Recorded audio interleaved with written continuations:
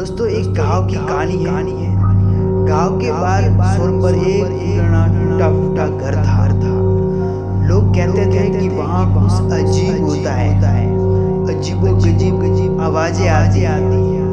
रात में उस घर से अजीब आवाज आती थी, जैसे कि किसी के रोने और चीखने की। लेकिन कोई भी हिम्मत नहीं करता था उस घर के करीब जाने की। एक रवि नामक का बालक था जो एक साहसी युवक था।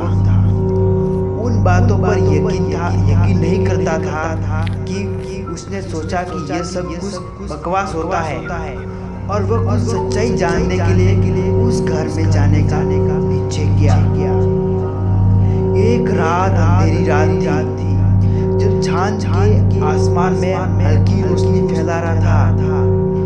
रवि अपने दोस्तों के साथ उस घर के पास पहुंचा और उसके दोस्त के बाहर ही रुक गए।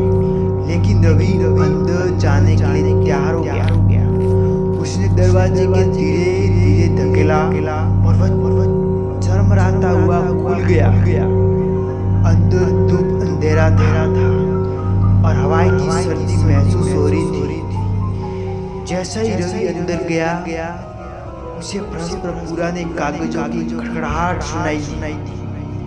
धीरे धीरे एक कमरे से दूसरे कमरे में जाता रहा। हर जगह सिर्फ धूल और पुराने टूटे हुए फर्नीचर थे। लेकिन तभी उसे किसी चलने की आवाज सुनाई दी।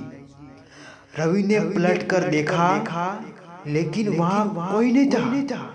उसने दिल की धड़कन तेज हो गई, पर उसने खुद को संभालते हुए आगे बढ़ना जारी रखा। फिर अचानक उसके एक कमरे से किसी को हंसने की आवाज सुनाई दी।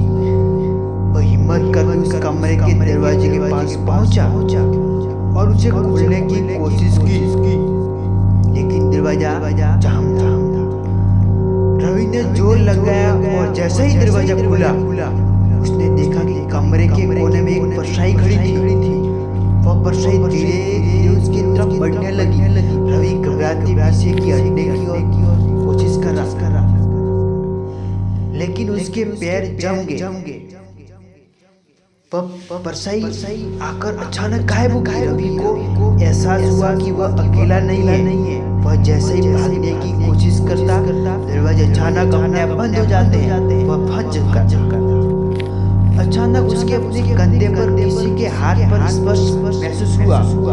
उसने डरते हुए पीछे मुड़कर देखा तो वहां कोई नहीं था। उसके धीमी भयानक आवाज सुनाई दी, तुम यहाँ आए हो। इस घर में रहना अब तुम्हारी किस्मत है। रवि सिर्फ साथ सुनाई दी। अगले दिन उसके दोस्त उसे ढूंढने अंदर गए, लेकिन रवि का कोई अता पता नहीं चला।